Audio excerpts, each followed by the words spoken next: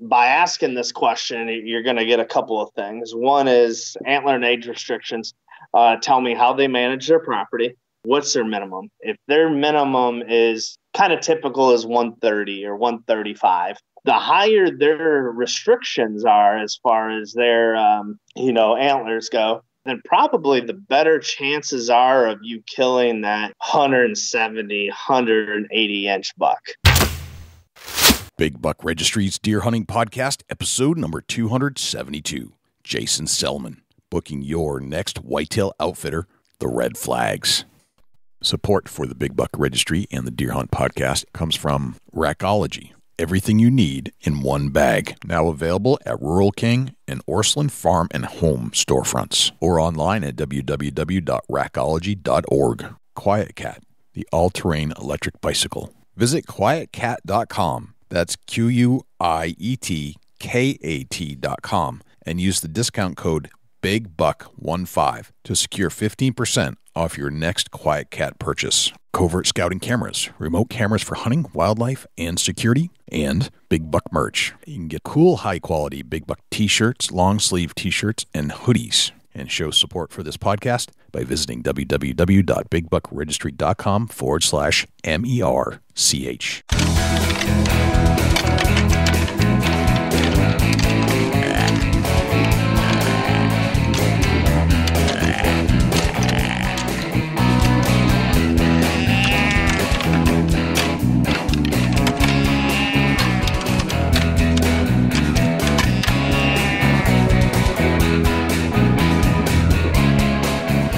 Big Buck Registry is a virtual museum of hunting stories. We preserve a piece of Americana by interviewing and recording hunters about their hunts and experiences from across the country.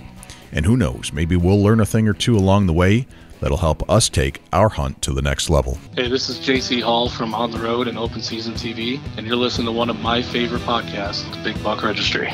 This is Laura Zara from Naked and Afraid, and you're about to listen to my favorite podcast, Big Buck Registry. Hey guys, this is Seth Perkins from Bearded Butcher Blend Seasoning, and you're listening to one of my favorite podcasts, Big Buck Registry.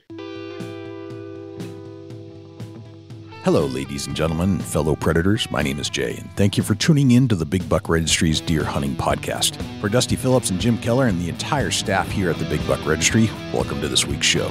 There are a couple things I'd like you to do for us if you could. If you would, please check us out on iTunes, subscribe, and leave us a review.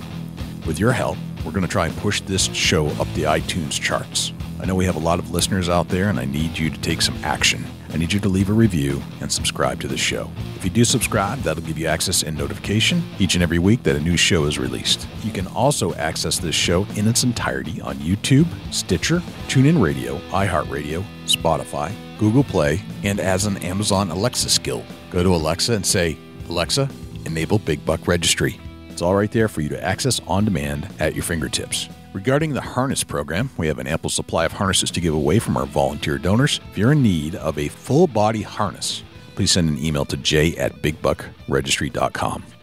So you want to book a whitetail hunt with an outfitter, but you don't know exactly where to start. Maybe this is your first time, or maybe you're rebounding from a horrible experience and you're attempting not to repeat. With booking season in full swing, we thought we should explore the do's and don'ts with Jason Selman of Hero Shot Outfitters. What questions should you ask? What are the red flags? What should you expect to get when you spend your hard-earned money? And when should you run away and go on to the next outfitter? We explore all this and more with Jason so that you can avoid making big mistakes and ensure a quality experience when booking your next whitetail adventure with an outfitter.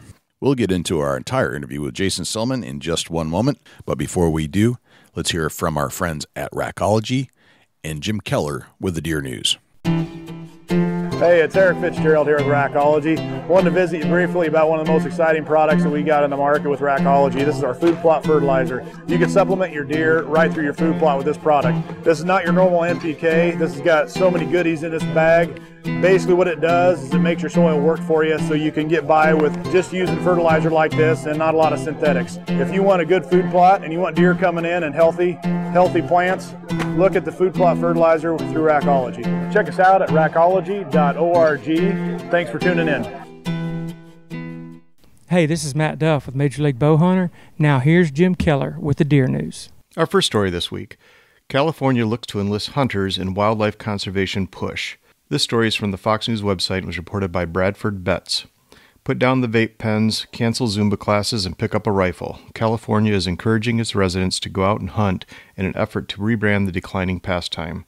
The California Department of Fish and Wildlife said Thursday it's partnering with other state and federal agencies to address barriers and opportunities to hunting and fishing in the state. Though their image for urban parts of the country suggests otherwise, hunters play an essential role in wildlife conservation. Since 1937, hunters have contributed more than $14 billion to the conservation of wildlife. But in the last 5 decades, the number of Americans over the age of 16 who hunt has dropped by half, according to the 2016 U.S. Fish and Wildlife Survey. Fish and Wildlife Director Charlton H. Bonham said the agency has hired a task force to help change the public's perception of hunting and encourage people to get outdoors and enjoy California's wild places. California's latest state attempting to reach younger generations. Last month, a hunter recruiter for the Georgia Wildlife Federation told the Wall Street Journal, "Earthy crunchy aligns very well with deer hunting." Deadly zombie deer disease could possibly spread to humans, experts warn. This story is from the Fox News website and is reported by Madeline Farber. A deadly disease that has affected the deer population in an estimated 24 states and 2 Canadian provinces could eventually spread and infect humans, experts warn. Speaking at the Minnesota State Capitol last week, experts from the University of Minnesota told lawmakers of the dangers of chronic wasting disease, or what the U.S. Geological Survey describes as a fatal neurological illness occurring in North American cervids, which are members of the deer family, including white-tailed deer, mule deer, elk, and moose. Currently, there are no vaccines or treatments available for the disease, which scientists say spreads directly through animal-to-animal contact, but also indirectly through contaminated drinking water or food. While there have been no reported cases of CWD in people, Michael Osterholm, the director of the Center for Infectious Disease Research and Policy at the University of Minnesota, told lawmakers that the disease should be treated as a public health issue, claiming human cases of CWD will likely be documented in the years ahead. It is possible that the number of human cases will be substantial and will not be isolated events, he said, in part according to the Twin Cities Pioneer Press. If Stephen King could write an infectious disease novel, he would write about prions like this, he added. Osterholm likened CWD to mad cow disease, which public health officials and those in the beef industry once did not think could infect people. It has since been confirmed that a cureless variant of mad cow, called Creutzfeldt-Jakob disease, can adversely impact humans. CWD and Creutzfeldt-Jakob disease belong to the same family of diseases known as prion diseases, according to the Centers for Disease Control and Prevention. CWD was first detected in captive deer in the late 1960s, the CDC said. Symptoms of the disease include drooling, stumbling, lack of coordination, lack of fear of people, aggression, and listlessness, which explains the quote-unquote zombie deer disease nickname. The symptoms are a result of malformed prion that kills neurons in the infected animal's brain, the University of Minnesota explains. Osterholm echoed the CDC when warning the disease could potentially spread to humans in the future. Doctor says cure for CWD has been found. This story is from the bowhunting.com website and is reported by Brody Swisher. There's not a hotter topic in the deer hunting community these days than chronic wasting disease. CWD is a root of calm discussions, hot-tempered debates about everywhere you look. Some say it's an out-of-control epidemic that's sweeping the country, while others say it's nothing more than nature doing what nature does. The bottom line is CWD and the impact it has on the future of deer hunting is a growing concern. More and more states are discovering new cases of CWD every year. That's why a recent video released by the Unified Sportsmen of Pennsylvania has been creating a lot of attention in the last week. The video states that a cure for CWD has been found. Dr. Frank Bastian of LSU's Department of Agriculture believes the disease is caused by a previously undiscovered species of bacteria called spiroplasma, not prions. Bastian's team is working on developing a 3-stage plan of attack, beginning in the first year with a diagnostic kit that would allow hunters to immediately test deer for the disease in the field. The ultimate goal is to develop a vaccine and cure for deer and elk in the wild. It's honestly a very bold statement, and the skeptics have shown up in a hurry. But what if these guys are onto something? What if this 3-stage approach to curing CWD will actually work? And beyond the deer herd, what if it could actually cure greater diseases and health concerns like Alzheimer's, as claims are being made?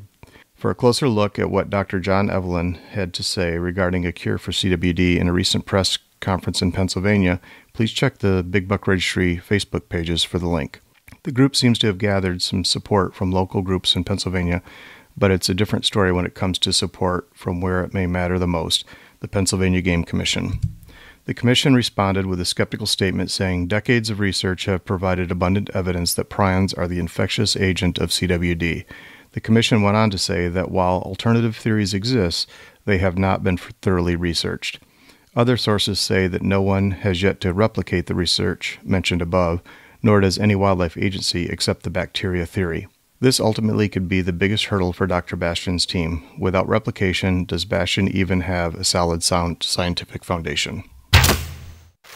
That concludes this week's edition of the Big Buck Registry's Deer News. Special thanks to Daniel Applebaum, Dawn Keller, John Geis, and T.R. Walters for leads on stories this week. For links to the stories featured this week, please check our show notes at www.bigbuckregistry.com. If you have any ideas for future topics or have questions about any of these topics, please email me at jim@bigbuckregistry.com. For the Big Buck Registry, this is Jim Keller with the Deer News. Thanks to Jim Keller for the Deer News. Without further ado, here is Jason Selman from Hero Shot Outfitters. Jason Selman, welcome to the Big Buck Registry's Deer Hunting Podcast. How are you, my friend? Doing well, Jay. How are you? Doing good, man. Doing good. Hey, you know what? It's that time of year. It's that time of year where you got to start thinking about booking your hunts, right, for 2019. Yeah, absolutely. It's definitely time. You know, if you haven't started planning yet, you may be a little behind the curve, but there's definitely some great opportunities still out there. I think a lot of guys and gals think about their hunt kind of mid-season, the prior year, generally speaking. Like it's on their radar. And then as the new year changes over, you start to think about it more. And this is the time where I think you got to get serious. Yeah, I definitely agree, Jay. You know, it just kind of seems that, you know, as you're in the whitetail season, you're talking to friends and you're seeing friends on, you know, social media, you know, killing big deer in other places. And you kind of get that, I'd like to go hunt there. I'd like to try a different state. And, you know, it kind of gets in the forefront of your mind. And then you have the hustle and bustle of the holidays. And once kind of the new year turns, you know, it's kind of time to start planning and, you know, kind of putting the pieces together to plan that hunt for the fall. Gotcha. All right. So we've established that. Jason, tell me about yourself. Who are you? Where you're from? What makes you an authority to discuss this kind of concept so that we can walk people through when it's time and what do you got to look out for when you're starting to think about booking your outfitter for this year? I started outfitting just probably 3 or 4 years ago, but I'd like to say that I've been hunting and been in the woods since I could fit in a backpack, and was fortunate enough to have a father and grandfather that kind of kept that fire in my belly burning at a very, very young age and kept me involved in the outdoors. And, you know, I kind of hit the ground running with it. So been fortunate enough to, you know, hunt a lot of different states, both private, public, and even outfitted hunts for sure. Grew up, you know, for the most part in the Middle Tennessee area. And then my time in the military kind of took me to a few different places and ended up landing here in West Central Illinois, you know, right here at the Golden Triangle, Adams Pike, and Brown County, where I run my outfitting business today. So logged a lot of miles in the woods, both, you know, hunting, you know, predominantly whitetails, but other species as well. And predominantly, you know, archery hunting, as well as have been on those, you know, those outfitted hunts and have, you know, been through this process. I've been on the other side where, you know, I've been scratching my head, calling outfitters, talking to them, emailing them, researching them. You know, I remember the days when I was a youngster and you'd get, you know, Deer and Deer Hunter magazine or Bow Hunter magazine, and you look at the back and there was your kind of list of outfitters to go from. And anymore with social media, you know, you kind of have everything right at your fingertips, you know, social media and, you know, of course, the internet, you know, to kind of look at your, you know, your options of where you want to go. All right. So you've got a passion for this type of stuff, just like we all do. And certainly being in the business makes you an established authority on outfitting. Now, at this time of year, we got to start thinking about this stuff as we discussed. But to me, this is probably one of those shows that's going to be good for the person that's never booked an outfitter, the person that has booked an outfitter and has had a really bad experience or just not a great experience. And maybe for some of those people that have had and booked a good experience and got a good experience but weren't quite sure why it was so well planned out. So you might be able to identify some of the things. That in a nutshell, what's the first thing that comes to mind or that we should be thinking about when you're planning an outfitter hunt anywhere? Well, I think that the first thing, it has to be, what do I want to hunt? What am I going after? Whether that's whitetail, mule deer, elk, bear.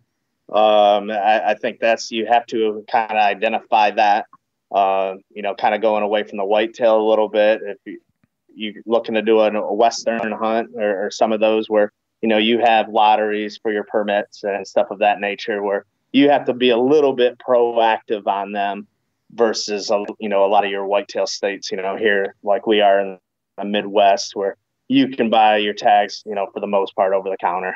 I think, right now you have to identify where you want to go, what you want to hunt, and the amount of time that you have, to book that hunt, as far as, time away from work. It seems like right now is the time, just because, a lot of people, how their schedules fall, they got to put in for vacation time, and they normally have to do that, several months in advance. That's a good point. Yeah, I mean, these things you have to plan ahead. If you have a job that is demanding of your time, that's all things that have to come into play.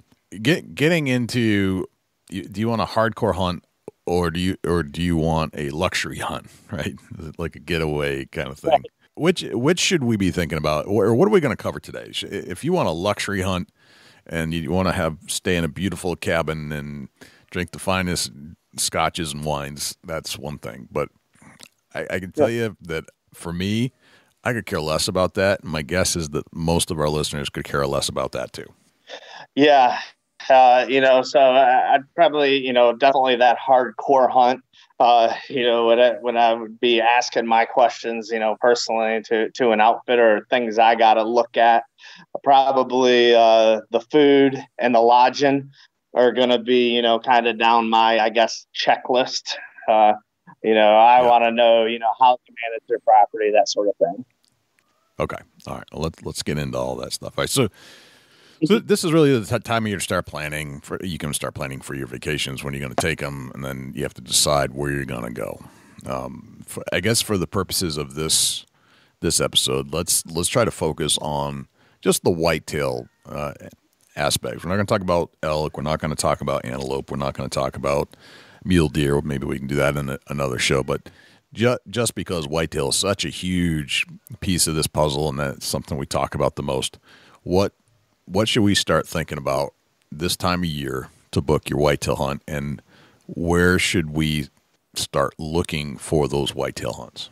Yeah, absolutely. So, of course, identify where, if I'm looking kind of the Midwest, I would, always start your searches, online. Of course, the next best thing besides that is, having, talk to your hunting buddies, groups at your, archery shops, see where other people have been.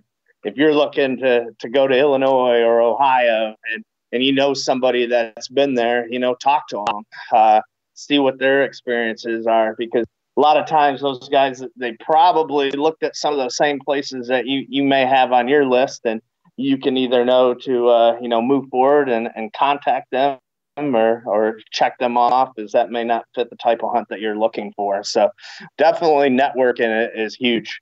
I feel in the initial process of looking to where you want to go.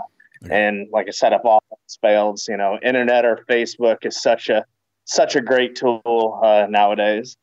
The internet's huge, right? I mean, all things happen through the internet. So you get lots of pictures and reviews and things like that. But let's say but it doesn't tell you everything. There's still some things you need to know, whether you're a newbie or somebody that's done this a couple times. There are probably some other things you need to think about. As an outfitter and as somebody that has done this type of booking, what type of questions should we start asking ourselves as we're looking online on Facebook, YouTube, wherever they have media, what should we be assessing in our heads? I'm real big on, success and opportunity rate would be a couple of definitely the big ones. Okay. Obviously we go to hunt and we want to have a good hunt, but guys book or gals hunt or book hunts because they want to kill a trophy. So I need to know some statistics. Okay. All right. What kind of statistics are we looking at? Well, on success rate, I want to know actual numbers of success. So if I'm looking to book an archery hunt, I want to know out of how many guys, what percentage actually harvested something.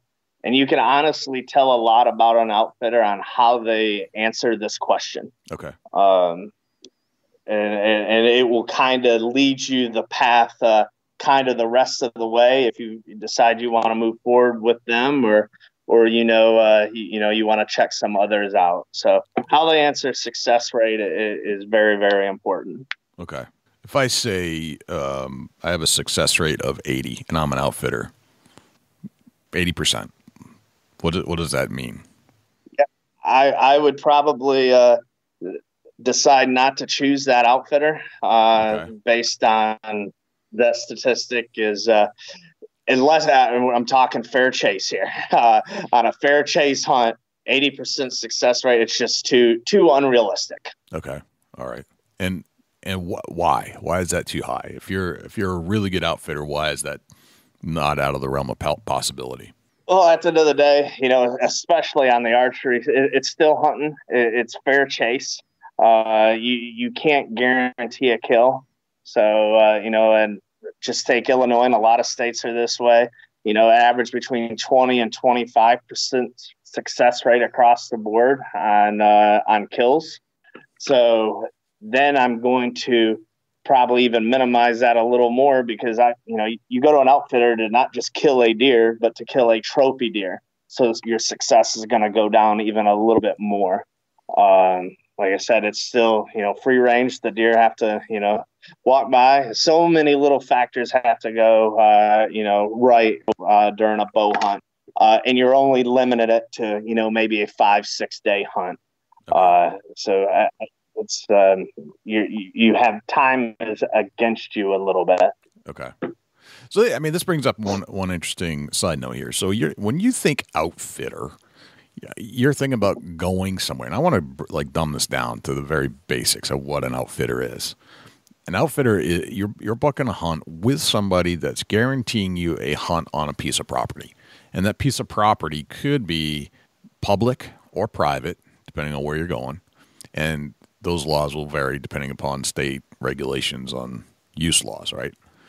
Or maybe it's somebody who owns a large tract of land and they only let their guys that they booked with come hunt.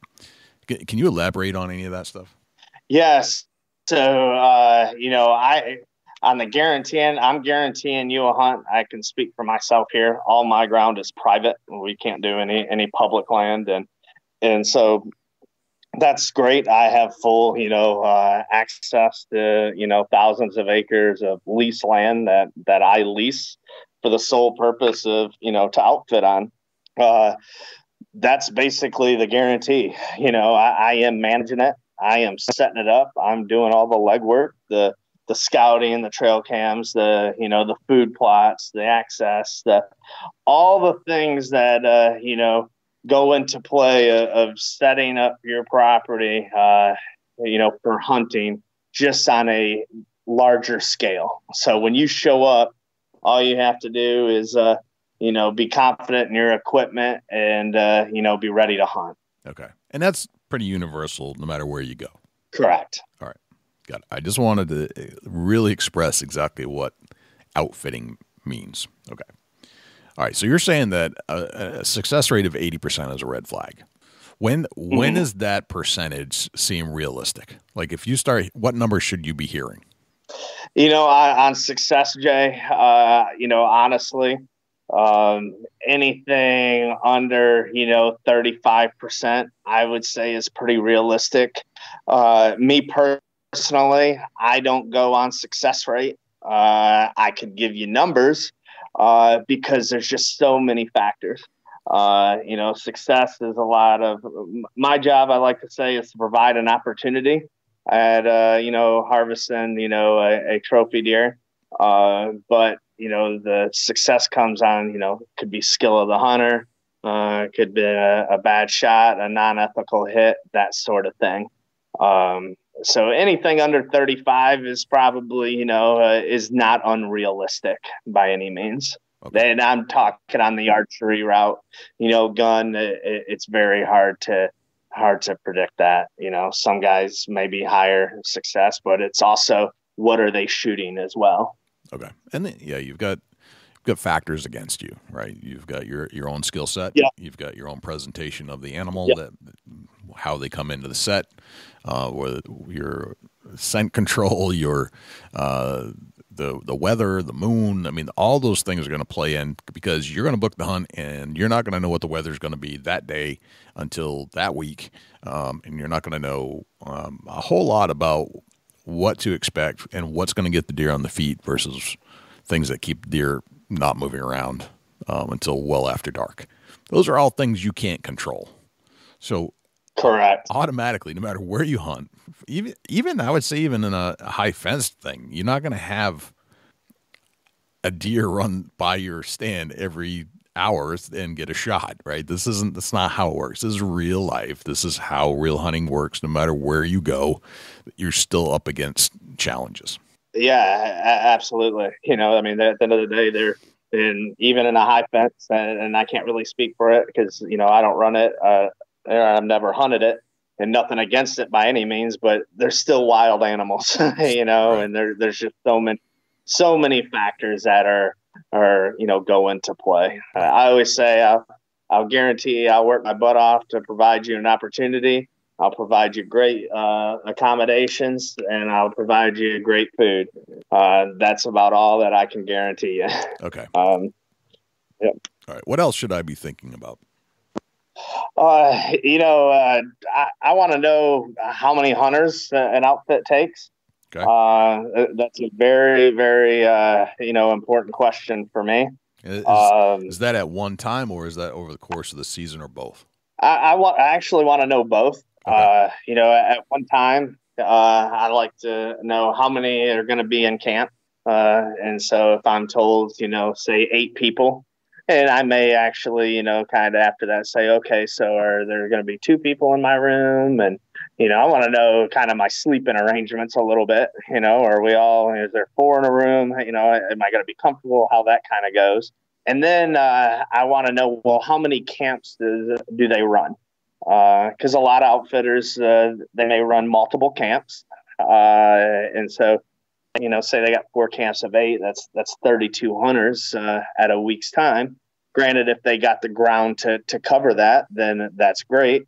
But if they're a low acreage, kind of outfit and they're running 30 some hunters a week, I'd be a little hesitant just because of maybe the pressure factor. And that was my next question, pressure. So, you might have a certain number of people going in that week, which I would really want to know, but I also want to know how much pressure you put on these deers in all these places all year long.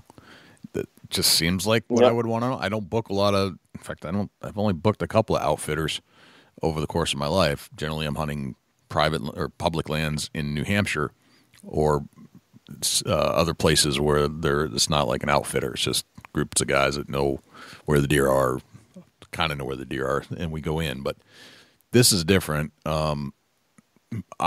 If I have a certain parcel of land that I have access to, if I'm spending my money, I'm going to want to know, as you just described, the number of people I'm hunting with, if I don't know them for sure, how many, and then how much pressure you put on all these spots all year long. Yeah, absolutely. And that is probably, I guess, for lack of a better term, kind of the meat and potatoes of it all. I want to know, because at the end of the day, I'm hunting 5 days. The last thing I want is to, go somewhere and it looks like, a motorcycle trail to the stand or candy wrappers at the bottom. You can just tell it's been hunted.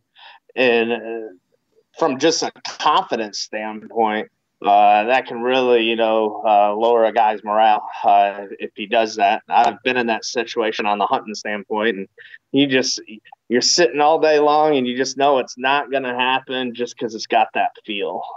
So right. Pressure is very, very important. Okay. What about acreage?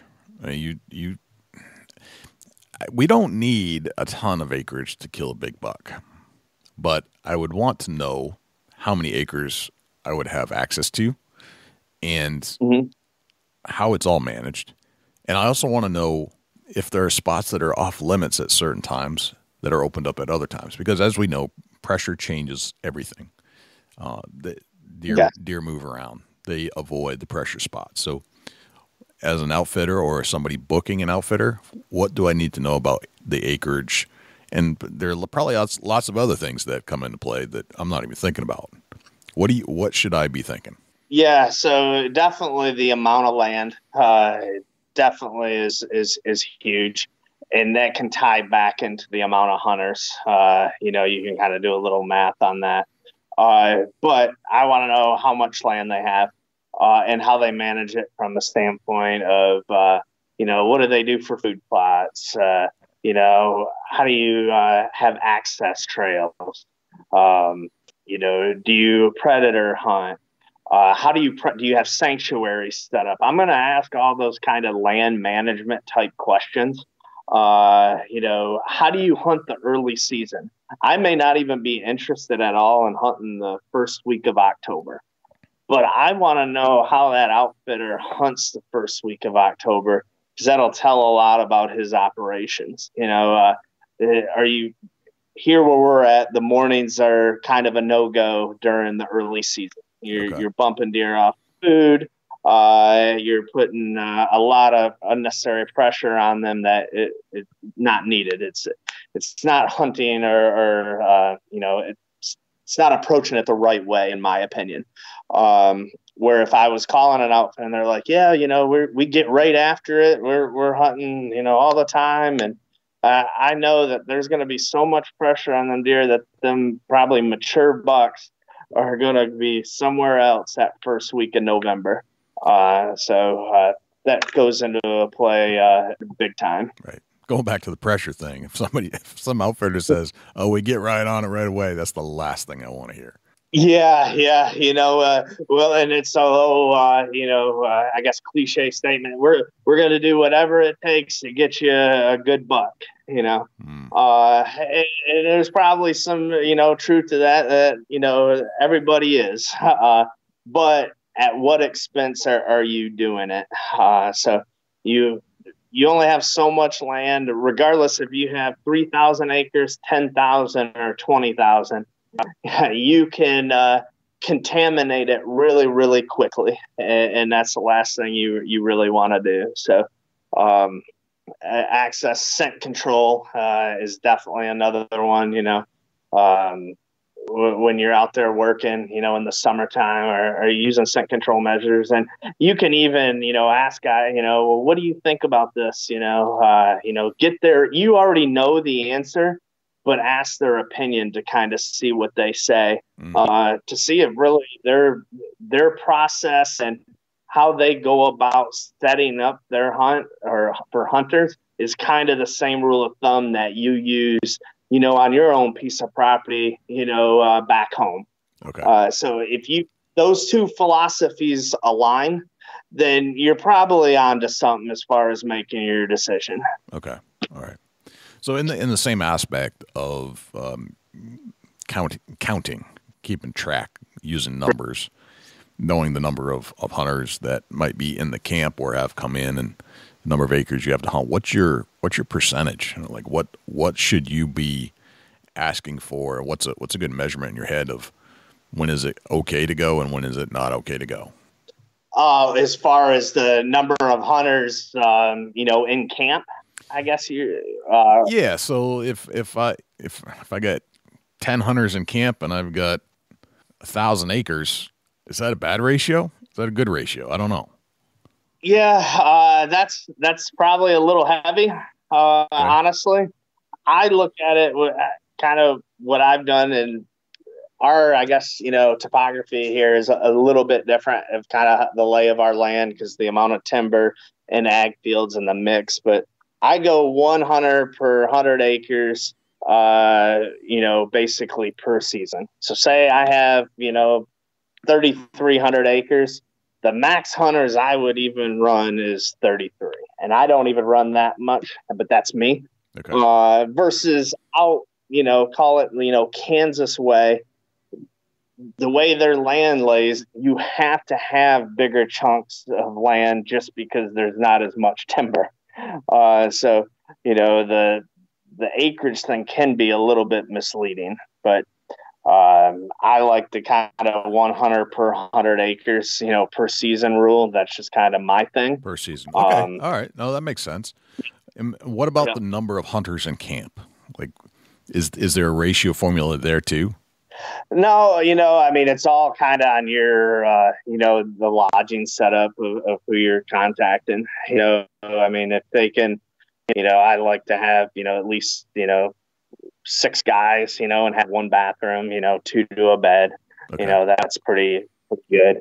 But it's all, every outfitter's lodging situation can be different, just on how big their facility is. Also, you got to look at a factor of, do they have guides? And the more hunters that they take, you would hope that they would have, more guides. So, the situation kind of back where you asked about, 10 hunters in camp. Well, if there's only, 1 guide, that's going to be very, very tough, for 1 guide to guide 10 people. So I want to know about the guides and their experience and kind of their guide to hunter ratio. Gotcha. Okay. What's a good guide to hunter ratio? I think 3 to 1, is pretty decent, for a whitetail. 3 guides to 1 hunter or 3 hunters to 1 guide? 3 hunters to 1 guide. Okay. Here on a whitetail hunt, and even really, you probably could go to 4, but no more than really that. As when you're doing a lot of stand hunting, for whitetail, and at the end of the day, you're just kind of, it's drop off, pick up, unless, somebody, hits a deer or something of that nature. Okay. It's not like you're out spot stalking out west or anything. Right. Okay. All right. So we've talked about percentage of success rate that you should probably quiz the outfitter on. We've talked about number of hunters in camp. Talked about the ratio of hunters to acreage that they can hunt over the course of a season. What else should I be thinking about? What else should I be asking my outfitter as I'm trying to book this thing? Well, one is I want to know their, equipment that they use. Okay. I want to know what type of stands. If I'm going, especially on a bow hunt, I want to know, the stand heights on them, shot distance, shooting lanes, any type of accessories that I'm going to need. The stands, I think the type of stands, and I guess brand is important here, and I'm not a brand guy per se. I'm a quality guy, but I want to make sure that they're using stands that are comfortable, that I can sit all day long in. I can put 12, 13 hours in. Okay.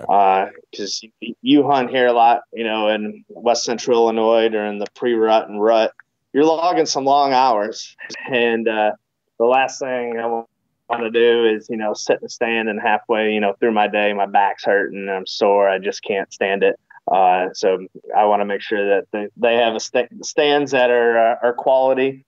Also if there's any, physical limitations, I want to ask if they can, accommodate that, stuff of that nature. Okay. Shot distance. You mentioned shot distance. What am I looking for there? Am I thinking bow shots, gun shots? What types of things do I need to assess as far as shot distance? What I want to know here is and I'm trying to gauge a little bit, 2 things here. How far that I need to practice. If I'm used to hunting, cedar swamp of northern Michigan, where you can't get a shot past 25 yards, and that's all I ever practice. And I can come down here to West Central Illinois and, get a shot 50 or 60 if I'm hunting a field edge. I need to kind of know that. But also it tells me a little bit about how they set up their spots. Are you setting me up to see a lot of deer? Are you shooting or setting me up to, get an opportunity to harvest one? So pick the brain a little bit on that, on the decision that goes into where they hang a stand, why they hang it there. Will speak volumes about a place. Okay. Are you asking questions about like how those shot areas are set up? Like how many shooting lanes I have? What's the thickness? When was the last trimmed or groomed? Is it a brand new stand? Is it an old stand? What are your opinions on those things? Yeah, shooting lanes, for example. I'm not personally a big trimmer. I like to have my lanes, but I love to have cover. Yep. And, if I go hang a new set in, call it, let's say August, things look a lot different in November. I'm a minimal trimmer. There'll be, plenty of shooting lanes. Don't get me wrong. But I like as much cover as well as possible, as you definitely don't want to, stick out like a sore thumb. Right. And like I said, when the leaves stuff come down or even a hunter, we're as outfitters are not perfect, and they may say, hey, everything was great. There was just this one little limb, and it didn't take them from harvesting anything, but you may want to, trim that one little limb, and I'll kind of bookmark that. And before I was going to use that stand again or something, I'll go in there and trim it. Like I said, you can, I've sat stands a lot of times personally hunting, and it's like, you always second, I could have done this different or trimmed this branch. It's just continuously getting better. What about the stand heights? I mean, is there a number that's too low or a number that's too high? I'm an 18 to 22 feet, believer. Okay. And that's me personally, and just especially guiding guys. Sometimes you have the fear of height factor. You have shot angle factor. Is there times you need to go higher than 22 feet? Yeah, absolutely. The terrain kind of dictates you doing that. I would never go lower than 18 feet on an archery set. If you're putting a shooting house or box blind up or something like that for a gun or crossbow, lower is fine because you're enclosed. But I like that 18 foot or higher number is kind of my magic number. Okay. Accessories. I love accessories. And sometimes I'll go to a place that not necessarily an outfitter, but sometimes, my buddies rig these stands up, and they're awesome. I mean, they've got everything you could ever want going in. And sometimes they don't. But if I'm paying for it, if I'm going there and I'm booking a place, I'm going to want to make sure there's pull ropes and lifelines, and so I can get home after the hunt too. Hooks, those types of things. I mean, what other accessories should I be asking? And does it matter if they're in some stands and not in others, or should they just be always there? I feel they should always be there. So I can only speak for my operation. Is every stand has a lifeline, a pull rope, and then it'll have an easy hanger, and then one or two accessory hooks, or maybe an accessory hook. And there's a limb I cut that, the end can act as a hook, something of that nature, just to be able to hang my pack and stuff like that. And I do it that way to just eliminate, a guy getting there, having to fool in his pack, at 4:30 in the morning, digging around, screwing in hooks, unscrewing hooks. And it's just, I want the guy to be able to get to the tree, pull his bow up, sit down and hunt. A lot of places don't do that, honestly. And they have their reasonings behind it, but I like to, kind of offer everything. Okay. Just so you don't have to worry about it. But I wouldn't, it wouldn't be a deterring factor for me as long as the guy said, was open and then, said, yeah, we have lifelines, everything, but, you make sure. And I always carry that stuff in my pack just in case, because, people can take them. It could, who knows what can happen. Right. But, the attention to detail on doing those little things go a long way, in my opinion. Okay. So this kind of brings up another thought. So let's say you get a call from somebody say, I want to film my hunt. Maybe they're professional, maybe they're just amateur, but they want to film their hunt, and they want to bring another guy in there to do the filming, or at the very minimum, they want to have some kind of a camera limb so that they can mount their camera. Is that something that is like, if you're asking those questions and the guy says, no, we don't do any of that, is that a turnoff? Is that a red flag? Or is that, or should that outfitter be saying, yeah, we can make that happen? Or is that just being a yes man? I think it really boils down to the outfitter.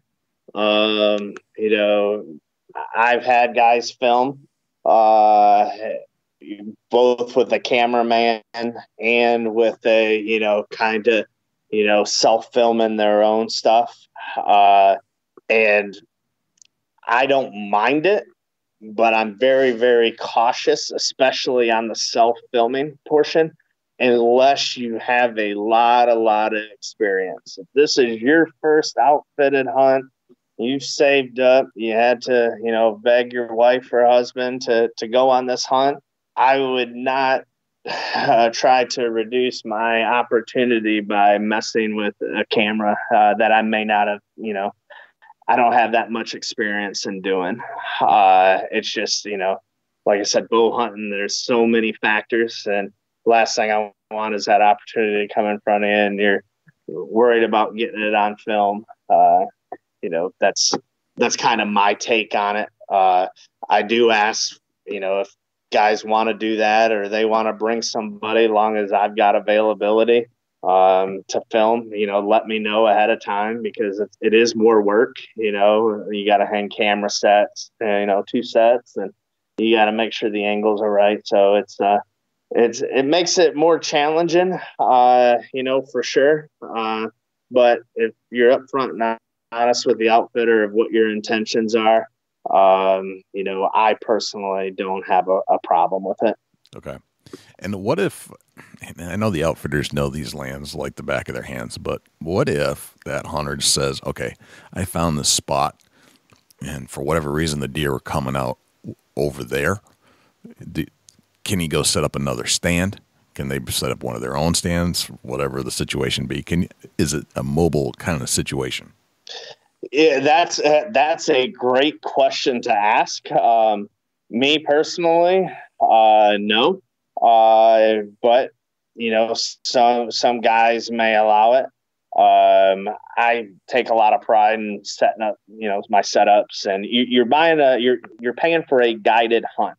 So you have to trust the guide, that they hung that stand in the right location. And, the deer can travel one way, one day and right by that tree the next. And I've done it personally where I, consider myself a pretty aggressive hunter, where I've had my stand and 2 days in a row, the deer did the same thing and moved my climber 100 yards. And that buck was 20 yards in front of the tree I just moved from. And I had that situation kind of happen this year. It took 3.5 days to kill one buck, and we sat in the same stand instead of moving. So I'm always open to feedback. It's kind of that, dinner time, sit around and talk. What are your ideas? What are you thinking here? But the odds are too, I've personally, and most outfitters, if they've scouted enough, where them deer, you're seeing them deer, they probably got a setup pretty close to it or around it where, they can get you into, as long as that wind direction is right. Okay. All right. So the next question is, okay, so they've got stands there. Mm-hmm. How how am I going to know if they are educated enough, informed enough to know where to place the stand to begin with? Maybe it's a new operation, maybe it's an old operation, but maybe the stands are placed there just because they need another stand. They didn't think about if that was a good spot or not. What kind of questions should I be asking that outfitter about stand placement? I'd first of all, I'd ask, how many stands do you have? Is definitely a good question. Me, I'm a lock-on guy, so I do have ladder stands just because some guys like hunting ladder stands. They don't like the lock-ons or for whatever, which is fine. I have to, being an outfitter, you kind of have to accommodate a full gamut. But personally, being a lock-on hunter, I want to know, how many lock-ons do you have? How many options? And then I'll ask, how do you decide where to, hang a stand? And so I want to hear access. How do I get to and from that stand? And it's just not, walking a trail or walking a creek bed. It's wind direction. That wind, if they're very scent conscious and you hear them talk wind a lot or scent, getting in and out undetected, you're starting to feel a little bit of comfort. So, getting into a location, getting out, with the proper wind direction, cover is another thing. I want to know that I'm concealed, not skylined. Ability to make multiple shots, especially, archery, how many which ways can I move? Can I shoot? Would be a huge factor.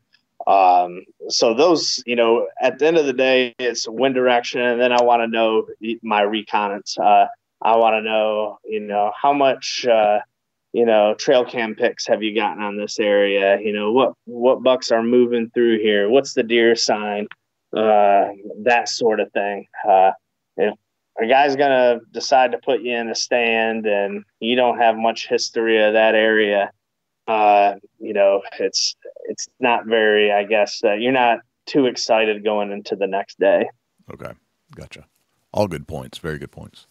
Let's take a little break and check in with our friends at Recology. And when we come back, we'll continue our conversation with Jason Selman.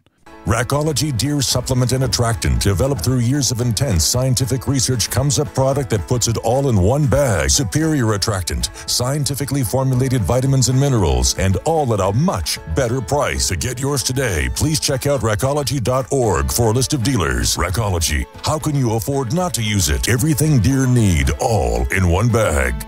And now back to our conversation with Jason Selman from Hero Shot Outfitters.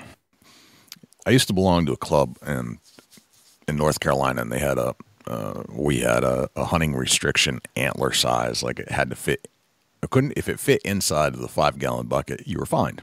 Is this the same principle, or are there other types of structures like that when you go to these outfitters? And if you don't meet the minimum requirement, should you expect some kind of a fine or on top of the money you already paid?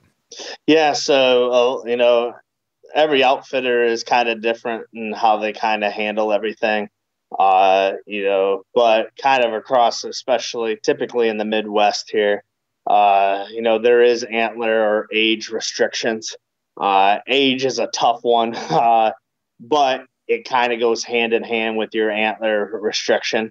Is you could have a 6.5-year-old deer and he scores 110 inches. That's a good deer to kill. I mean, that's just that's better than shooting a 150-inch class 3.5-year-old. So by asking this question, you're going to get a couple of things. One is Antler and Age Restrictions. Tell me how they manage their property. What's their minimum? If their minimum is, kind of typical is 130 or 135 is typically your restrictions. Some do 140. The higher their restrictions are as far as their antlers go, then probably the better chances are of you killing that 170, 180 inch buck, because they really focus on letting them them younger bucks mature. If they have less restrictions, then probably you got to kind of lower your expectations of what you're really willing to shoot. Because, a lot of those 130-inch deer are probably getting taken. So it's kind of what your agenda is. If, I always say you're subject to your geography. I'm fortunate to live right here in a pretty good area for deer hunting. But it hadn't always been that way. I grew up hunting northern Michigan, where you shot 10-inch 8-point. You're a hero at the local gas station. So I get it. No doubt. So it's all it's all kind of what you're looking for. And like I said, that just kind of goes hand in hand with, talking to that outfitter. A guy calls me and he says, the biggest buck I've ever killed is, 110 inches. I'll be happy with 130-inch deer, 135-inch deer. Then I know that going in that guy is looking for this. I'm going to do my best to put him on that versus the guy that's killed big deer, maybe lives in an area where they grow big or has been on some other hunts and he only wants 150 or better. Then, we're going to have that conversation that, well, as long as you're, the chances of you going home without a kill is going to be higher than the person that's, going after the 130. We're on the same page and the expectations are clear. Then, I'll do my best to put him on that 150-inch deer. But I think it's best to set those expectations up front and, be honest and open with your outfitter as far as your agenda as well. I've never been fined before, but it raises the question, like, okay, you put that hunter in the stand, a smaller buck came by, they misjudged or whatever, or they just decided it was time. They shoot a deer that's smaller than the restrictions, if there is one, and you now have to have that conversation with that hunter to say, hey, you just paid me a bunch of money to come here, but now I got to charge you more money because you didn't shoot the right deer. How does that go? I mean, what is that something that? Yeah, I just can't imagine having that conversation. Yeah. So me personally, outfitting, I'm not a finer per se, and I've never fined anybody, and I will never want to take that thrill away from somebody. Judging a deer is very, very difficult. And you get excited, you spend a lot of money, maybe some pressures from home. You want to go again, so you better come home with something. And, mistakes happen, especially with a bow. You get low light conditions. You only have a split second. It had a 12-inch G2, big body, and you shoot. Long as the hunter's happy, at the end of the day, I'm happy. The fines are more there as a deterrent, and I'm just speaking for me, is the last thing. I always say, don't pass something the first day, you'll shoot the last. So the guy that paid a lot of money and spent a lot of money on a license, it's down to the last day, and he's just got to go home with something, I'd rather you shoot a doe. So that's kind of, I put it there to, I set my restrictions, but I can honestly say that the smaller deer that we have killed, the guys have, they're really, really, they were happy, but felt bad, and they're coming back to kill, something bigger, or it was just an accident. So, gotcha. Okay. But there are, I know for a fact there are places that they will fine you, and you want to be a little bit, cautious of that, or be prepared for it, I guess, if there's a fine in place, then do be prepared to pay it. But, no, at the end of the day, if the hunter's happy, I'm happy. Okay. All right. What else would you ask an outfitter? I definitely want to know, if they have guides, do they allow them to hunt the property? That's kind of a big one, and kind of see their response off of that, if they let them hunt. What if they do? Because I'd be very cautious. Okay. I think it's a kind of a case by case situation on that. Be it maybe, I let my guides hunt, but it's only late season and it's just really doe management. They don't shoot any bucks. They have their own property to do that. Doe management would be one thing. Predator control, but as far as watch out for. The guy drops you off at the stand and he's got his bow or gun in there too, and he's going to sit in the stand somewhere as well. I've heard some kind of horror stories on that, stuff that happening. So that's another thing where you can use social media, look at Facebook, look at posts. And a lot of these outfitters, especially bigger ones, they'll have their guides on there, telling a little bio. Mm-hmm. Well, the odds are they have Facebook and kind of, oh, well, he killed this deer, and then you pull the outfitter up and, oh, well, there's a deer. Well, he just told me the guides don't hunt, so that's kind of a red flag there as well. Okay. All right. So I guess one of the things that, and this goes for any type of retail, anything, service thing, if you're a repeat customer, that's a good thing, right? Yes. Yep. Okay. Yeah, it most definitely is. And, it's in outfitting, it's I don't want to say it's tougher, but you get guys that will go on hunts every year. I have guys that are basically, they've done it and they will be with me for a certain week, until life changes one way or the other. Okay. And some guys will hunt with you. It's their dream hunt, and they may have small children or have other dream hunts they want to do, but they'll come back. But there should always, definitely during the prime, I always say the prime area, because it's always that late October, first few weeks in November where guys really want to hunt. There should always be some repeat customers, coming. Okay. If an outfitter takes, 8 guys a week, and you call him now and he's got 5-6 openings for the first week in November, and he's been around a while, it would be a red flag to me. So, you want to be a little cautious of that. And I just throw that week out there because that just seems to always be the buzz week, is the first week in November. Okay. All right. What other questions come to mind? For me, as you cover all the hunting stuff, because that's really, when I book a hunt, that's what I want to know is, how they do the hunting. But you want to know, walk me through a day in camp. What can I expect? From the time I show up there, walk me through a day. And, mine would be, wake you up at, 4:30, have a little breakfast, make sure stand assignments are still good. Just depending if, you had any weather changes or anything, overnight.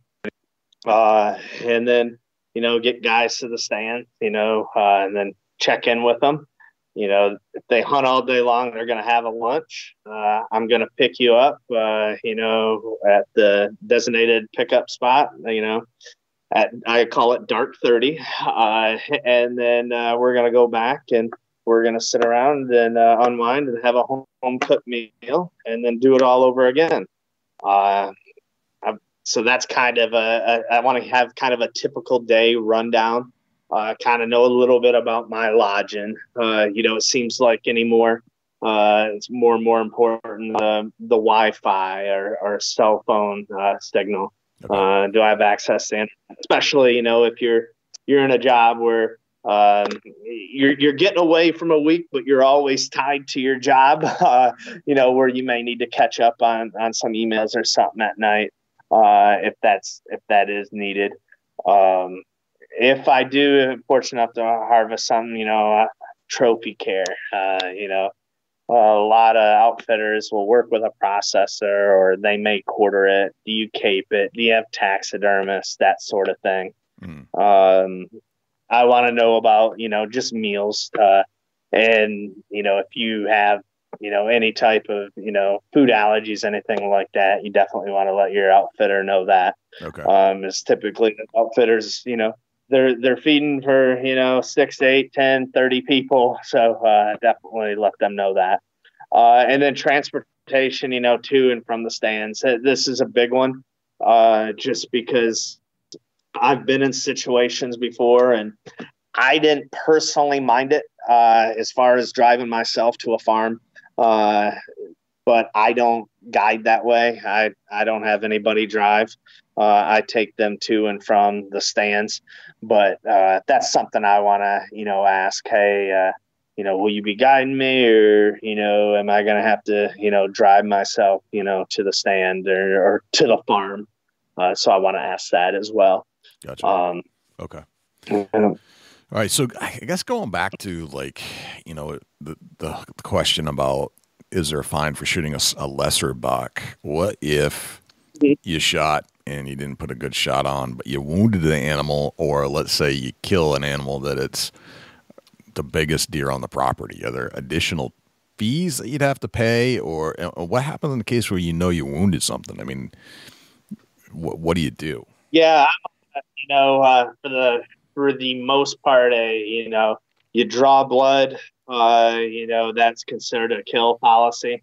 And just because of a couple of factors, into that, it's the last thing, from an outfitter is you want, somebody, you may be taking a marginal shot or a low percentage shot just because, I'm out at outfitter, I'm going to get another crack, or we'll see what happens. So to kind of eliminate that, that element. And at the end of the day, we have to protect our herd. We only have so many, running around, and you give, some people 2-3 chances, and even if they are, successful, that can taking 30 hunters a year, it'd be like taking 60 hunters a year, and that kind of defeats that management purpose. As far as the trophy fees go, if it's legal and, of course, above the restrictions, then there's no trophy fees. But it's something you do want to ask because, some places will put restriction, 130 to 150 is X amount of dollars, and, they kind of bracket it by score. So you may see a low cost hunt, and then they have a very high trophy fee. So, definitely, ask those questions. Okay. All right. Life comes up, right? Sometimes you book these hunts with the greatest intent, and something happens and you can't make it. What should I be thinking about when it comes to cancellation policies and when funds are due? Yeah, so, typically an outfitter is going to ask for a 50% deposit. And then they are going to either have you pay the 50% when you get to camp, or have you send 50% before, call it September 1st. And they all will have a cancellation policy because of that. Mine is, I think it's before, cancel before June 1st. I'll refund you your deposit back. If it's any time after June 1st, then I take that 50% and I will roll it to another hunt. And it's kind of a gray area because, hard times come, or, a family emergency, or for, some, bad reason. At the end of the day, I'm going to refund the guy's money, but it's kind of a case by case. The thing that as an outfitter, we have to protect ourselves is we have leases to pay for. And, a guy calls a week before he's supposed to come in November and he can't come. Well, we lost that revenue, and it's very tough to a guy to get on a plane or in his car and fill that spot. So just communicate with your outfitter. They all kind of handle that differently. But today we understand, or I understand. Gotcha. Okay. All right, so you've asked some great questions. You've identified some potential red flags. What else can you do that would make you feel comfortable to go ahead and book this thing or not book this thing? Is there anything else that you can do besides the things we've discussed that can help you decide that, yes, this is a good idea or a bad idea? Yeah, I think a big one, and I think a lot of guys miss the boat on this, and I don't know if it's a comfort thing or just don't know, is to ask for references. That's just a big one. And when you ask them, I just don't want to, talk to the guys that have been successful. I want to talk to the unsuccessful guys. Hey, they may give you names, or some may post them online. I'm not sure. But give me 3 names that have killed, 3 names that haven't. One thing on that, I guess, to be a little leery about is, some places may, cherry pick the reference. It's like if you're going to, for a new job, you're going to put, good references on your resume.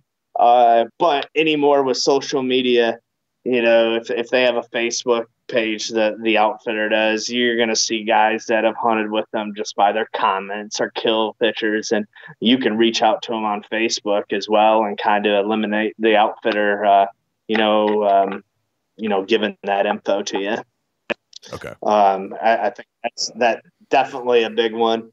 Your review sites are out there. Both site is a very good one to find out reviews. I like it personally because the hunter has to put a little bit of effort into, signing up, creating an account through both site to go review that outfitter. So both sites are a very good one as well. Okay. All right. Gotcha. And then another thing, if you're on the fence and you just don't know, or you kind of want to, check it out, if you're a turkey hunter, if maybe you're a beginner, or maybe you're, take turkey hunting pretty serious, or regardless, think about booking a turkey hunt with them.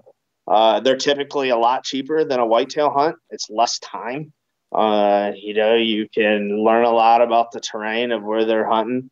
A lot of times you'll be able to shed hunt with them and kind of, learn the operation. And a 3-day turkey hunt, you'll get a pretty good feel on if it's somewhere you want to, go deer hunting.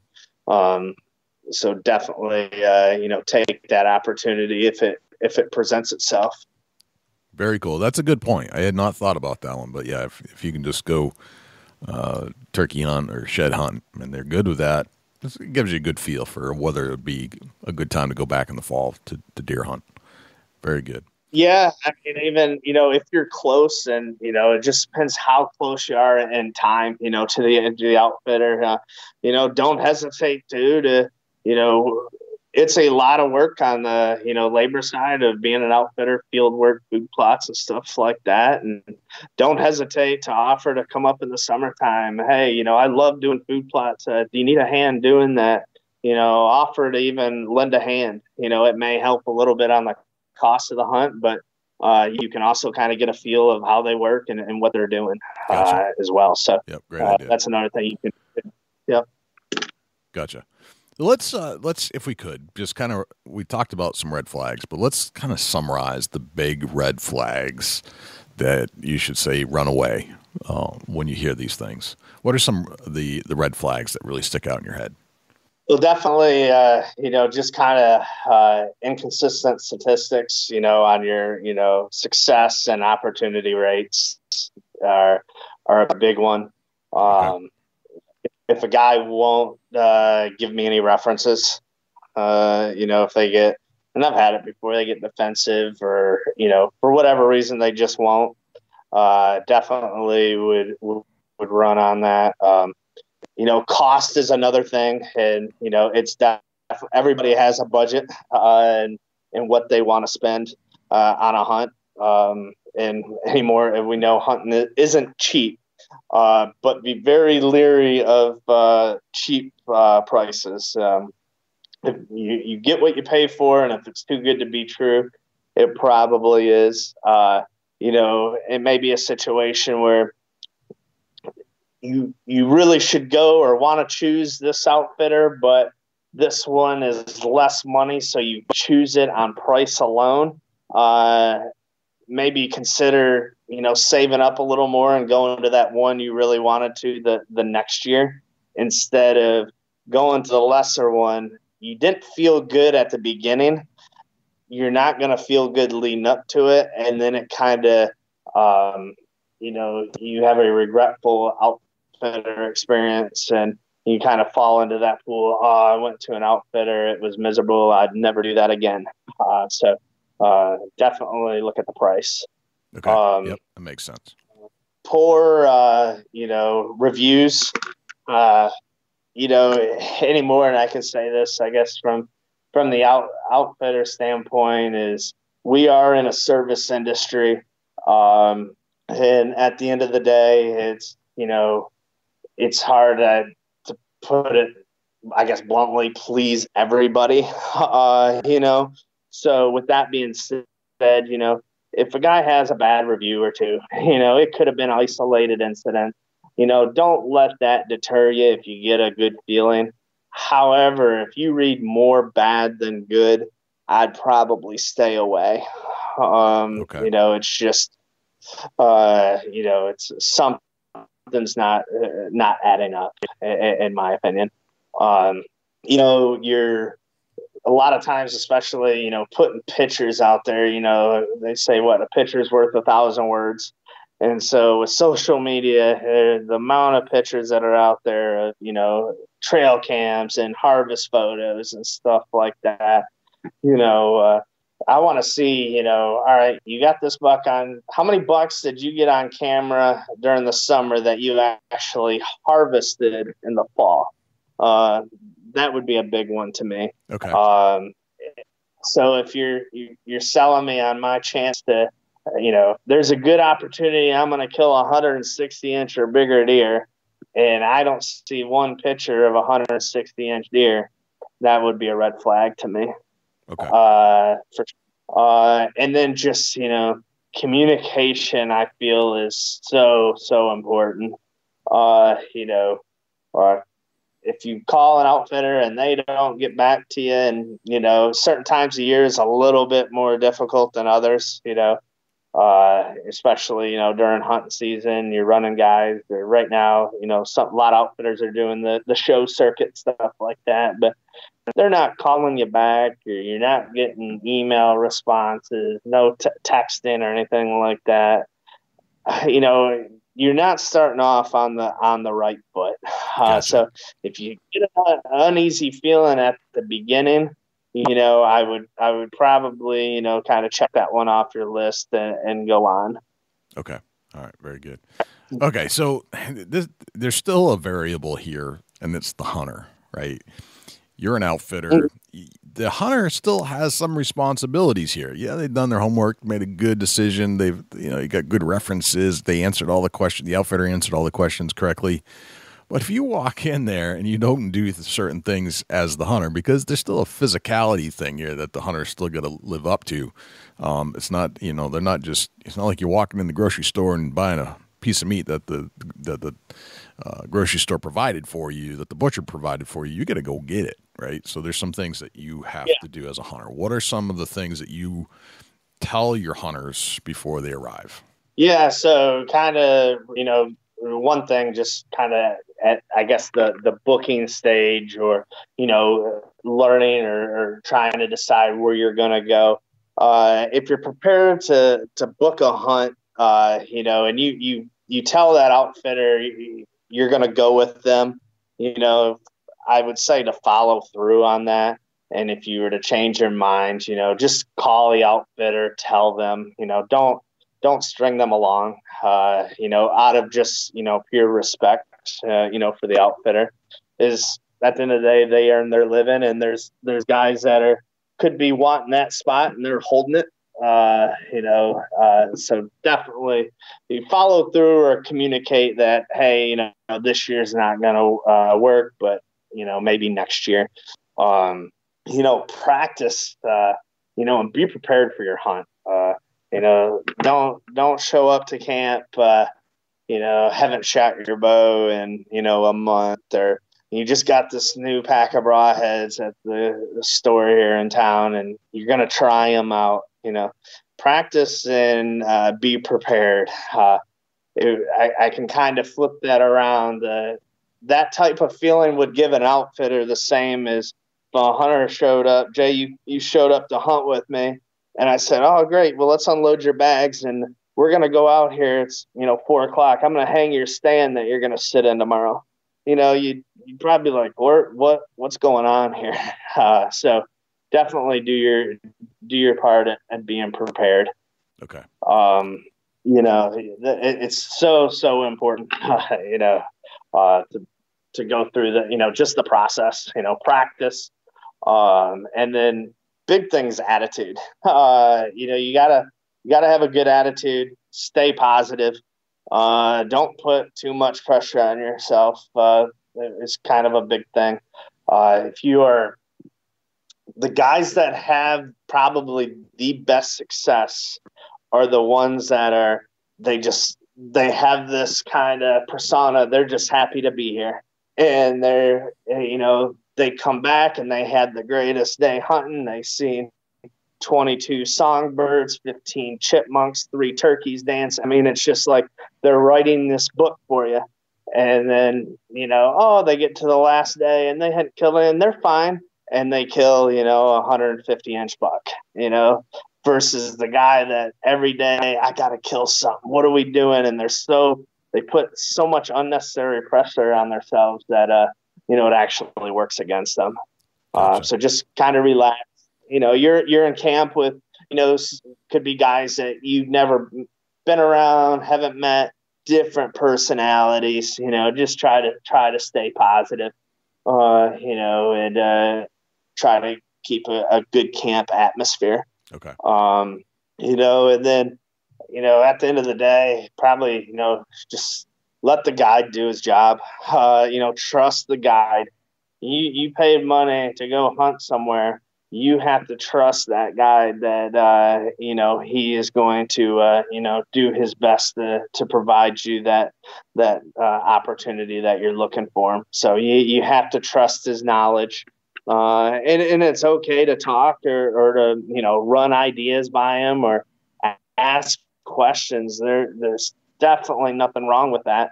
But at the end of the day, trust them. Now, there may be a situation where it's just a bad experience that if the guide's picking you up and you're not getting to your stand till an hour after daylight, I would probably bring that to the owner or, his boss's attention. Okay. But if he's doing everything in his power and right, kind of let him do his thing. Gotcha. And kind of in my experiences, the ones that struggle the most is if you're typically hunting by yourself, you hunt public land, you've never been to an outfitter, you just do your own thing. And that's how you've always done it. You sleep in your truck. That's just the hunter you are, which is great. They a lot of times have the hardest time kind of adapting to that. Because you just described me. You just described me, Jason. Yeah, it's great. They're also a lot of times the most passionate. It just oozes out of them. They're like, yeah, I seen this buck. Let's go get him. I got my climber. I'll go, set up at midnight. I mean, they're just so aggressive, so definitely I love the passion, but at the end of the day, just got to kind of trust the process. Okay.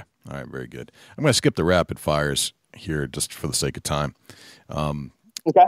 Jason, thank you so much for coming on the show and walking us through that process. It's a process that's foreign to me, and I'm sure it's foreign to a lot of guys and gals that would like to try this at some point. And certainly, the last piece there, we kind of described how I hunt now.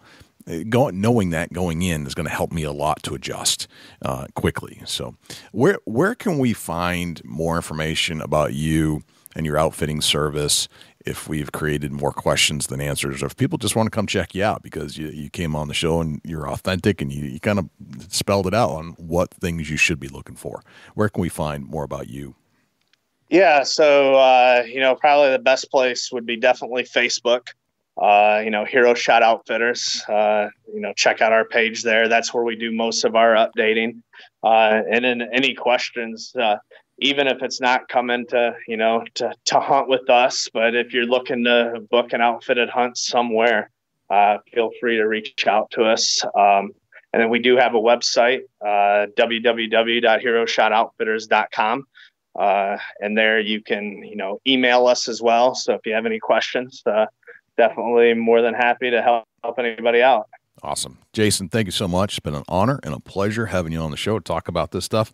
It's always been a curiosity of mine. So thanks for filling that blank. Thank you.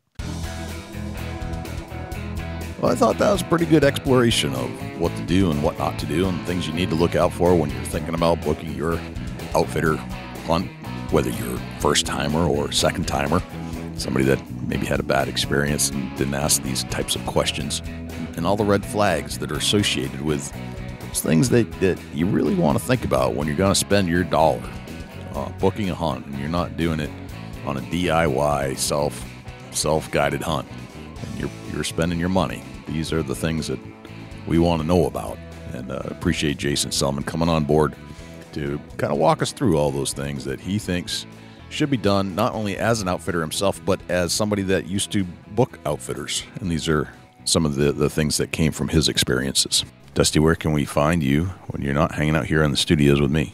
Shoot me an email, dusty@bigbuckregistry.com. You can look me up on Instagram and Twitter @ChasingAntler, Facebook.com/ChubbyTinesOutdoors. Jay, where can the people reach out to you when you're not on the mic? Likewise, you can shoot me an email, jay@bigbuckregistry.com, and you can visit us on Facebook, facebook.com/bigbuckregistry. We're also on Twitter, which is twitter.com/bigbuckregistry. We're also on Instagram, instagram.com/bigbuckregistry, and YouTube, which is youtube.com/bigbuckregistry. On YouTube, you can listen to all of our podcasts in their entirety. As far as videos are concerned, it's a boring video, but the audio content is there, so you can actually listen to our podcast. You can also listen to all of our live shows that we've done on Thursday nights when we do them, and we've gone back and re-interviewed a lot of our previous guests we had on the show just to put a face to a voice, let's put it that way.